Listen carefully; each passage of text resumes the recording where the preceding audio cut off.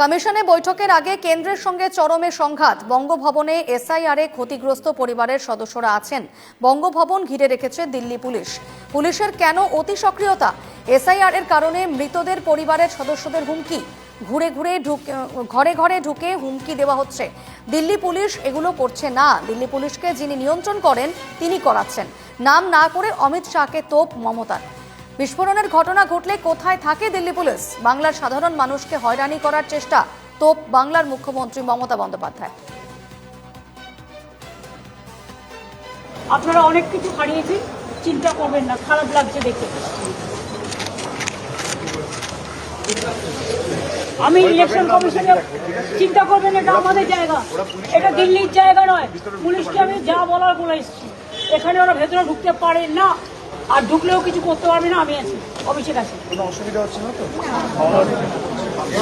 কালকে আপনাদের আপনারা ভালো থাকুন, সুস্থ থাকুন। আমি দেখতে এসেছিলাম, আপনাদের সাথে কালকে আবার দেখা হবে, বিকেলে আবার দেখা হবে। অভিষেকও এসছে আমার সাথে, আমরা সবাই আছি, ঠিক আছে? চিন্তা করবেন না, আপনারা অনেক কিছু হারিয়েছেন, চিন্তা করবেন না, খারাপ লাগছে দেখে। আমি ইলেকশন কমিশনে চিন্তা করবেন, এটা আমাদের জায়গা, এটা দিল্লির জায়গা নয়। পুলিশকে আমি যা বলার বলে এসেছি। क्यों नहीं आएगा? अगर जिसको आदमी को डेथ हो गया है वो नहीं आ सकता है, मीडिया को नहीं बता सकता है? वो लोगों का हक है आने का। वो क्या इंडियन का नागरिक नहीं है? जो लोग जिंदा है उसको मृत बना दिया, डेथ बना दिया। इसी के लिए थोड़ा से लोग आया, ज्यादा सो नहीं आ पाए कि हमारा भी एसआईआर चल रहा है, हम भी बिजी है, हमारा भी बजट सेशन चल रहा है। ये क्या कोई तरीका है कि हमारा लोग अगर बंगाल से कोई आए तो हमारा बंगभवन जो हमारा है उधर में जाके वो लोग छेड़ करे? ये क्या है? सुप्रीम कोर्ट के हमारे केस चल रहे हैं, जुडिशियरी के ऊपर हमारा आस्था है, हमारा केस, हमारा इलेक्शन कमीशन में मीटिंग है। तो ये लोगों को ये सोचना चाहिए था कि हम ऑफिशियल अपॉइंटमेंट लेके आए हुए हैं, 150 आदमी को डेथ हो गया है, उसका परिवार बात नहीं कर सकता है मीडिया के साथ। इसी के लिए उनका घर में भी माँ है, बहन है, भाई है। दिल्ली पुलिस ऐसा नहीं है, हम उसको नहीं कहेंगे, वो तो इंस्ट्रक्शन पे आई हुई है। क्यों घबराहट है दीदी? दिल्ली घबरा गया है, इसी के लिए हम आते हैं तो घबरा जाता है। हम 2 साल ज्यादा नहीं आए भाई, ज्यादा आने से तो हम लाखों लेके आ सकते थे। मैं सिंबॉलिक 50 परिवार है जिसको जिंदा है लेकिन उसको मौत दिखा दिया। ओके, और 50 ले आया जिसको एसआईआर में डेथ हो गया है।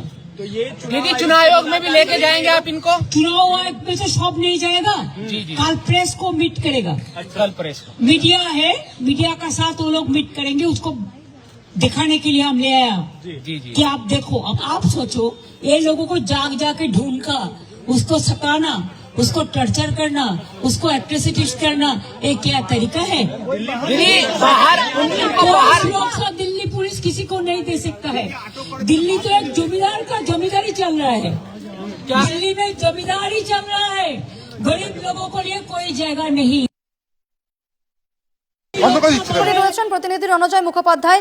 রণজয়, পশ্চিমবঙ্গ থেকে নিয়ে যাওয়া এসআইআর এর কারণে যারা ক্ষতিগ্রস্ত হয়েছেন সেই সমস্ত ক্ষতিগ্রস্তদের পরিজনদের দিল্লির বঙ্গভবনে হেনস্থার অভিযোগে গর্জে উঠলেন মুখ্যমন্ত্রী মমতা বন্দ্যোপাধ্যায়। ঠিক কি বললেন মমতা বন্দ্যোপাধ্যায়? অমিত শাহের বিরুদ্ধেও তিনি একরাশ ক্ষোভ উগরে দিয়েছেন। বিস্তারিত জানাও। দেখো, গতকাল মুখ্যমন্ত্রী মমতা বন্দ্যোপাধ্যায় দিল্লিতে পৌঁছেছেন এবং আজকে বিকেল 4টের সময় chief election commissioner CEC Gyanesh কুমারের সঙ্গে মুখ্যমন্ত্রী মমতা বন্দ্যোপাধ্যায়ের বৈঠক। সেখানে 15 জনের প্রতিনিধি নিয়ে মুখ্যমন্ত্রী মমতা বন্দ্যোপাধ্যায়, অভিষেক বন্দ্যোপাধ্যায় নির্বাচন সদনে দেখা করবেন সিইসির সঙ্গে, জ্ঞানেশ কুমারের সঙ্গে।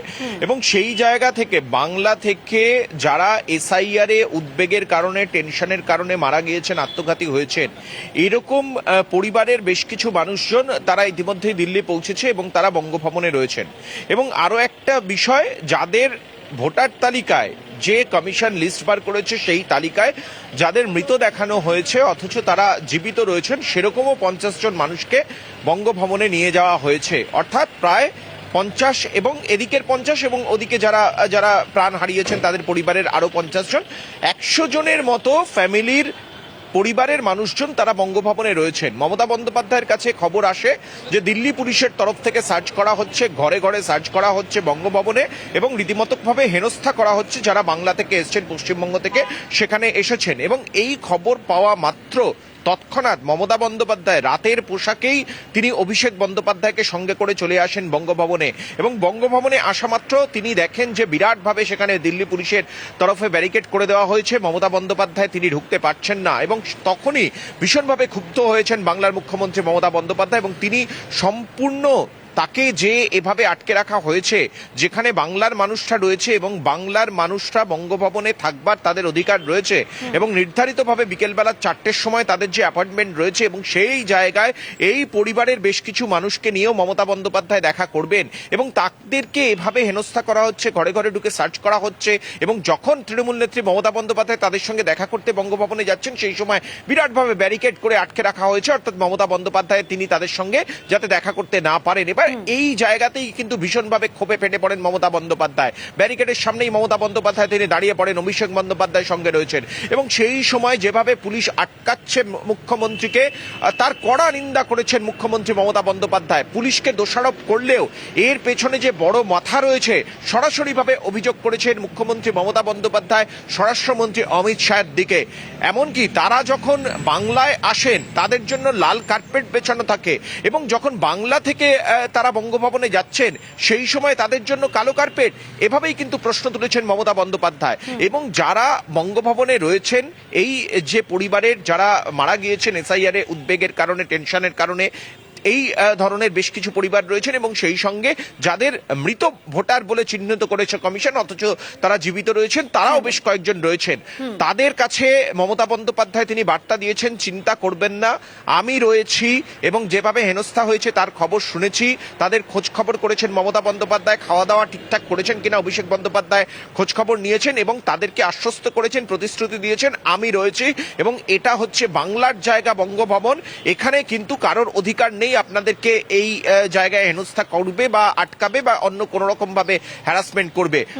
এইভাবেই কিন্তু প্রতিশ্রুতি দিয়েছেন মমতা বন্দ্যোপাধ্যায়। এবং এই ঘটনা নিয়ে আজকে বিকেলবেলা 4টের সময় যখন চিফ ইলেকশন কমিশনার, মুখ্য নির্বাচন কমিশনার জ্ঞানেশ কুমারের সঙ্গে বৈঠক করতে যাবেন মুখ্যমন্ত্রী মমতা বন্দ্যোপাধ্যায়, তার আগে দিল্লিতে কিন্তু এই ঘটনা নিয়ে রীতিমতো রাজনৈতিক ডামাডোল শুরু হয়ে গেছে বিরাটভাবে। কিন্তু বিকেল 4টের সময় মমতা বন্দ্যোপাধ্যায় দেখা করার কথা, তার 4 থেকে 5 ঘন্টা আগে থেকেই কিন্তু দিল্লি একেবারে সরগরম। বঙ্গভবন এই ইস্যুকে কেন্দ্র করে পথে নেমে পড়েছেন মুখ্যমন্ত্রী মমতা বন্দ্যোপাধ্যায়। তুমি জানো যে মমতা বন্দ্যোপাধ্যায় দিল্লি যাওয়ার আগে 48 ঘন্টা আগে জ্ঞানেশ কুমারকে ষষ্ঠবারের মতো চিঠি পাঠিয়েছেন, এবং তিনি সেই চিঠিতে উল্লেখ করেছিলেন যে 140 জন মারা গিয়েছে। আজকে দিল্লিতে তিনি বলেছেন 150 জনের মতো মারা গিয়েছেন, সেই পরিবারের মানুষজনকে তিনি নিয়ে এসেছেন।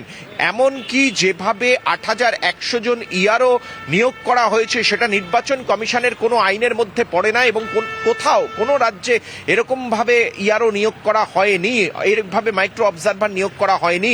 8100 যে মাইক্রো অবজার্ভার নিয়োগ করা হয়েছে, এই মর্মেই 48 ঘন্টা আগে দেখা করবার 48 ঘন্টা আগে জ্ঞানেশ কুমারকে চিঠি দিয়েছিলেন মুখ্যমন্ত্রী, এবং সেখানে সরাসরিভাবে ইমিডিয়েটলি ইন্টারভেন করতে মমতা বন্দ্যোপাধ্যায় বলেছিলেন চিফ ইলেকশন কমিশনারকে। ষষ্ঠবারের জন্য এই চিঠি পাঠালেও জ্ঞানেশ কুমার কিন্তু কোনো রকম উত্তর দেয়নি বলেই মমতা বন্দ্যোপাধ্যায়ের ঘনিষ্ঠ সূত্র মারফত খবর। এরই মধ্যে একদিকে যেরকম দোলা সেন মামলা করেছেন সুপ্রিম কোর্টে, এই এসআইআর হচ্ছে সেই বিষয় নিয়ে মামলা করেছেন, বুধবার দিন মামলা শুনানি রয়েছে। অন্যদিকে মুখ্যমন্ত্রী নিজে থেকে নির্বাচন কমিশন, ইলেকশন কমিশনারের বিরুদ্ধে কিন্তু সরাসরিভাবে এসআইআর নিয়ে মামলা করেছেন সুপ্রিম কোর্টে, এবং এই মামলায় দাঁড়াতে চান স্বয়ং মুখ্যমন্ত্রী মমতা বন্দ্যোপাধ্যায়। মমতা বন্দ্যোপাধ্যায়ের তরফ থেকে জ্ঞানেশ কুমারের কাছে দেখা করবার আগে 48 ঘন্টা আগে যেরকম চিঠি পাঠানো হয়েছে, সেরকম কিন্তু ফের মুখ্যমন্ত্রী হিসেবে মামলা করা হয়েছে, এবং তার মধ্যেই কিন্তু এই বঙ্গভবন বিতর্ক সামনে চলে এলো। মুখ্যমন্ত্রী দেখা করবার ঘন্টা 5 আগেই কিন্তু দিল্লি সরগরম, বঙ্গভবন সরগরম হয়েছে। একেবারে বিকেল এবং এই 4টে জায়গা বৈঠক থেকে আজকে রয়েছে নির্বাচন কমিশনের সঙ্গে এবং সেই বৈঠকের আগেই একেবারে রাজনীতি এই মুহূর্তে রাজনৈতিক মহলে মানে চরমের তুঙ্গে জল্পনা, কারণ যে ছবি এই মুহূর্তে দেখা যাচ্ছে বঙ্গভবনের সামনে মুখ্যমন্ত্রী মমতা বন্দ্যোপাধ্যায় তিনি একেবারে কেন্দ্রের বিরুদ্ধে সরব হয়েছেন।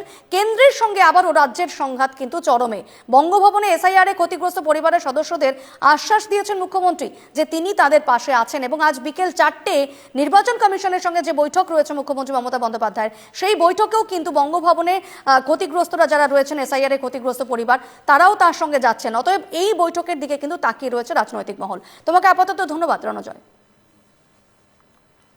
এই বিষয়ে আমরা কথা বলেছিলাম বিজেপি নেতা দিলীপ ঘোষের সঙ্গে, কি বলছেন তিনি শোনাবো। মমতা ব্যানার্জি ধীরে ধীরে মানসিক স্থিরতা হারিয়ে যাচ্ছে। উনি দিল্লি থেকে ফেরার সময় বিমানে ভয় পান যে উনাকে মেরে ফেলার চেষ্টা হচ্ছে, কেন বিমান ঘুরেছে। তো দিল্লি যাচ্ছেন, পশ্চিমবাংলায় তো পুলিশের উপস্থিতি পাওয়া যায় না, খুন ধর্ষণ হয়ে যাচ্ছে, একটা রিপোর্ট লেখা হয় না। পুলিশ যদি উনার মতো গুরুত্বপূর্ণ ব্যক্তিকে সুরক্ষা দেয়, ওনাকে কি রাস্তায় আটকে দিয়েছে নাকি ওনাকে অ্যারেস্ট করেছে, উনি যাতে কোন রকম সমস্যা না পড়েন তাই জন্য সুরক্ষা দিয়েছে। দেখুন তো পুলিশের দায়িত্ব কি, এখানে তো পুলিশই নেই, আইন শৃঙ্খলাই নেই। সে ওনার একটু মনে হচ্ছে যে বাড়াবাড়ি হচ্ছে। পুলিশ মানে সেখানে তোলা তুলবে, টিএমসির যারা গুন্ডা বদমাস তাদেরকে সুরক্ষা দেবে, বিরোধীদের কোনো সুরক্ষা নেই, সভা করতে দেবে না। উনি এটা বোধহয় ভেবেছেন সেরকমই ওখানে চলবে।